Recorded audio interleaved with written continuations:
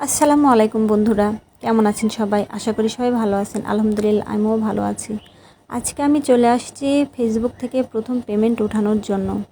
এই ফেসবুক জগতে আমি আসছি হলো 1 বছর 2 মাস চলে। 1 বছর 2 মাসের মধ্যেই আমি কিন্তু আমার পেমেন্টটা তুলে ফেলেছি। তো এই ফেসবুক জগতে কেউ আসে শখের বশে, কেউ আসে পরিস্থিতির কারণে। আমি পরিস্থিতির কারণে আসছি, আমি শখের বশে আসিনি। কারণ আমি এত বড়লোক না যে আমি শখের কারণ বশে আসব। আমি গরিব মানুষ। আমি পরিস্থিতির কারণে ফেসবুকে আসছি।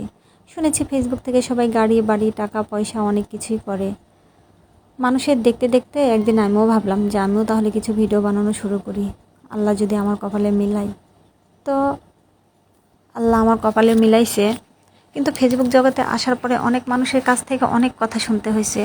অনেক কথা শুনেছি, যে মুখে বলতে পারবে না, যে যেটা বলতে পারবে না সে সেটাও বলেছে।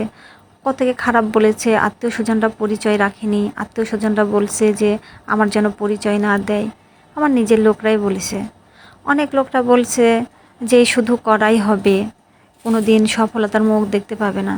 তো যাই হোক, আজকে কিন্তু আমি সফলতার মুখ দেখতে পাইছি।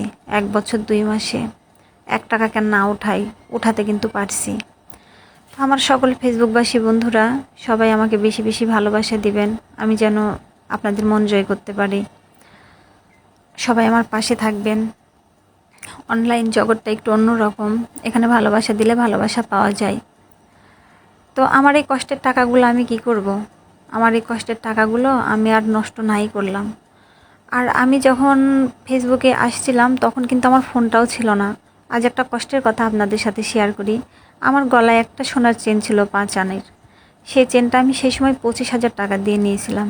কিন্তু আমার যখন ফোন ছিল না, আমি যখন নিরুপায় ছিলাম, তখন আমি চেনটা 17,500 টাকা দিয়ে বিক্রি করে 17,500 টাকা দিয়ে আমি একটা ফোন কিনি। আর সেই ফোন দিয়ে আমার এই জীবনের জার্নি শুরু। আজকে কিন্তু আমার সেই চেনের টাকাটা উঠে গেছে।